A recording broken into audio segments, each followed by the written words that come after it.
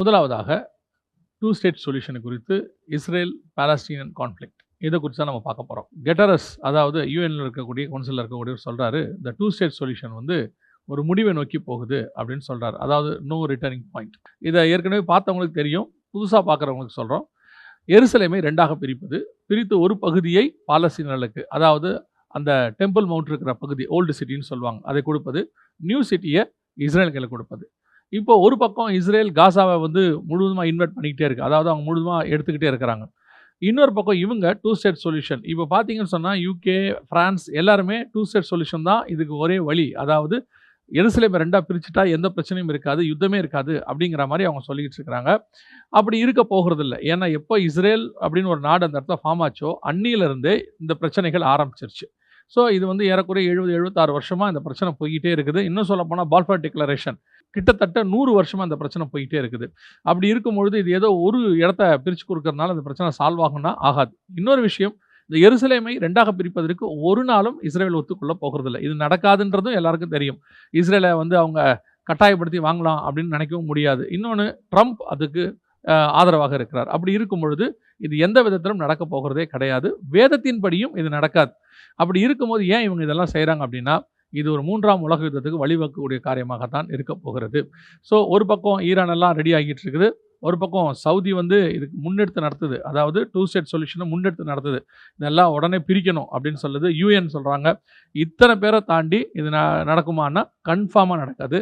எருசலேமை ரெண்டாக பிரிக்கிறதுங்க பேச்சுக்கே அங்கே இடமே இல்லை. அதை ஒரு நாளும் இஸ்ரவேல் ஒத்துக்கொள்ளாது, யூதர்கள் ஒத்துக்கொள்ள மாட்டார்கள். ஸோ இதோட முடிவு யுத்தமாகத்தான் இருக்கும், அல்லது பெரிய பிரச்சனையில் போய் தான் முடிய போகிறது. நாம் இதோடைய அப்டேஷனை அடுத்து வரும்போது உங்களுக்கு சொல்கிறோம். நாம் இப்போ அடுத்த காரியத்திற்கு போகலாம். இது சைனாவில் வரலாறு காணாத அளவுக்கு வறட்சி, கிட்டத்தட்ட 60 வருஷத்தில் இல்லாத அளவுக்கு வறட்சி வந்திருக்கு அப்படின்னு சொல்கிறாங்க. மிகப்பெரிய அளவில் விவசாயம் படுத்திருக்கு, அங்கே எதுவுமே இல்லை அப்படின்னு சொல்கிறாங்க. அதாவது விவசாயிகள்லாம் என்ன சொல்கிறாங்களாம், வானத்தை நோக்கி எப்படியாவது எங்களுக்கு மழை பெய்யுங்கன்னு வேண்டுதல் செய்கிற அளவுக்கு போயிருச்சாமா.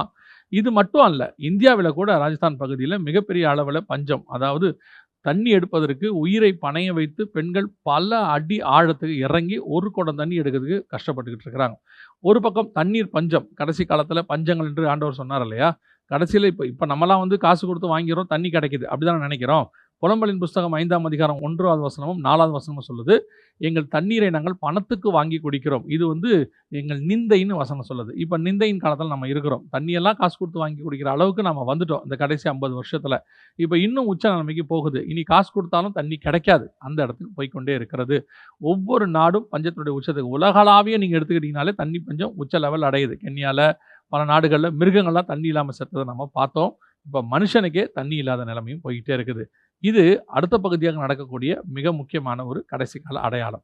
இதை தாண்டி இன்னொரு அடுத்தபடியாக நான் பார்க்க போகிறது மிக முக்கியமான, இந்தியாவில் தமிழ்நாட்டில் தினசரி பத்திரிகையில் வந்து செய்தி. இந்த செய்தி என்ன சொல்லுது அப்படின்னு கேட்டிங்கன்னா, இந்திய மக்களில் 30 கோடி ஜனங்கள் பாதிக்கப்பட போகிறாங்க அப்படின்னு இருக்கு. என்ன அப்படின்னு கேட்டிங்கன்னா, மிகப்பெரிய அளவில் ஒரு பூமி அதிர்ச்சி நிலத்தில் ஏற்பட போது, இமயமலை ஒட்டி அப்படியே வரப்போகுது, சத்தீஸ்கர், உத்தரப்பிரதேஷ் பகுதியில் இது வரப்போகிறது என்று சொல்லி இந்த காரியம் சொல்லுகிறது. பக்கத்தில் இப்போ நம்ம மியான்மரில் பார்த்தீங்கன்னா 7.7 அளவுக்கு வந்துச்சு இல்லையா. கிட்டத்தட்ட 2700 பேர் மடிந்து போனாங்க, ஒரு 4500 பேர் வரைக்கும் பாதிக்கப்பட்டாங்கன்னு சொல்லி பார்க்குறோம். அது 7.7. இதுக்கு அவங்க என்ன சொல்லியிருக்கிறாங்க அப்படின்னு கேட்டிங்கன்னா, 8 புள்ளி அளவுக்கு இந்த பூமி அதிர்ச்சி இருக்கும் அப்படின்னு சொல்கிறாங்க. இந்த பூமி அதிர்ச்சியினுடைய தாக்கத்தை குறித்து சொல்லும்போது, திபெத்தின் தென்முனைக்கு அடியில் 2 மீட்டர் அளவுக்கு இது இருக்கும் அப்படின்னு சொல்கிறாங்க. நிலத்தில் இது ஏற்பட போகுதாங்க, அந்த மாதிரி இருக்கிறதுனால இது மிகப்பெரிதான பாதிப்பை ஏற்படுத்தும். 30 கோடி ஜனங்கள் இதனால் பாதிக்கப்படுவாங்க அப்படின்னு சொல்கிறாங்க. ஏற்கனவே ஜப்பான் கொடுத்ததான ஒரு அறிக்கையில் நம்ம இதை நேற்று வரையில் சொல்லி இருக்கிறோம். என்னன்னு கேட்டால், கிட்டத்தட்ட 3 லட்சம் மக்கள் பாதிக்கப்படுவாங்க அப்படிங்கிறதே நம்ம பார்த்தோம்.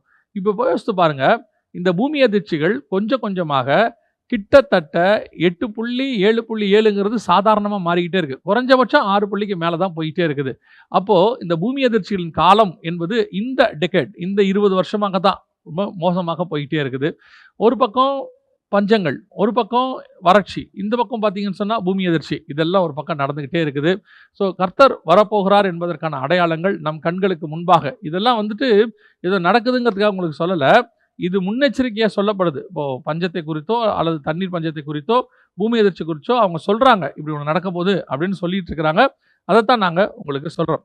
இதை தாண்டி மிக முக்கியமான ஒரு செய்தி, இது வந்துட்டு தீர்க்க தரிசனம் நிறைவேற செய்தி அப்படின்னு கேட்டீங்கன்னு சொன்னா, ஏறக்குறைய 2700 வருஷம் கழிச்சு ஒரு ட்ரைப், அதாவது ஒரு இஸ்ரவேல் கோத்திரத்தில் ஒரு கோத்திரம் இப்பொழுது மீண்டுமாக இஸ்ரவேலுக்கு திரும்பி வந்திருக்கிறது. எந்த கோத்திரம்னு கேட்டீங்கன்னா மனாசே கோத்திரம். இந்த மனாசே கோத்திரத்தை குறித்து காணாமல் போன 10 கோத்திரம் நம்ம படிக்கிறோம் இல்லையா? இஸ்ரவேல கோத்திரத்தை 12 2 பிரிப்பாங்க. காணாமல் போன 10 கோத்திரம், 2 கோத்திரம் யூதேயா, பென்யமீன்னு சொல்லி. இந்த யூதாவும் பென்யமீனும் சேர்ந்து தான் யூதேயா. மிச்சம் 10ம் காணாம போச்சு. எப்போனா ரெகபியாம், எரபியாம் காலத்துல பிரிஞ்சு, அதுக்கப்புறம் பாபிலோனிய சாம்ராஜ்ய காலத்துல அவங்க காணாமல் போயிட்டாங்கன்னு சொல்லி பார்க்கிறோம். இந்த காணாமல் போன 10 கோத்திரத்துல ஒண்ணு தான் மனாசே கோத்திரம். இப்போ ஏறக்குறைய 2700 வருஷம் கழிச்சு இப்போ அவங்க திரும்பி வந்திருக்கிறாங்க.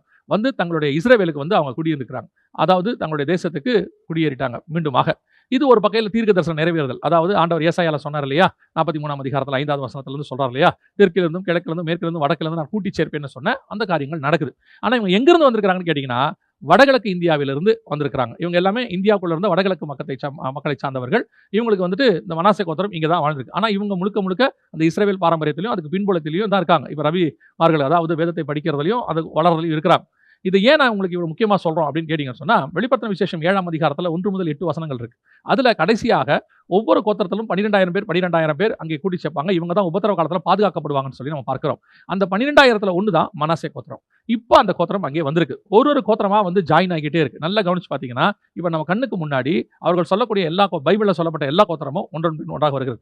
இது கடைசி காலத்துல தான் அவங்க வருவாங்கன்னு இருக்கு. ஓசியாவின் புஸ்தகம் 3ஆம் அதிகாரம் 5வது வசனத்துல கடைசி காலத்துல வருவாங்கன்னு இருக்கு. இப்போ அந்த தீர்க்கதரிசனம் நடக்குது. யோசிச்சு பாருங்க, 2000 வருஷமா இல்லாத ஒரு கோத்திரம் இப்ப வருது. தெளிவா இருக்கு. இவங்கள தான் ஒரு 12,000 பேரை கர்த்தர் அந்த உபத்திரவ காலத்துக்கு என்று நியாயப்பிரமாண காலம், அது 7 வருஷம், அதுக்கு என்று வேறு பிரிக்க போகிறார். இப்போ ஒவ்வொரு கோத்திரம் வர்றது நமக்கு இன்னொன்னு சொல்லுது, கடைசி காலத்தினுடைய மிக முக்கியமான இடத்துக்கு நாம் வர தொடங்கி விட்டோம். ஒரு பக்கம் பூமி எதிர்ச்சிகள், ஒரு பக்கம் பஞ்சங்கள், ஒரு பக்கம் யுத்தங்கள். இப்போ இஸ்ரவேல் ஜனங்களும் திரும்பி வராங்க. நம்ம மிக துல்லியமாக கடைசி காலகட்டத்தில் இருக்கிறோம் என்பது தெளிவாய் தெரிகிறது.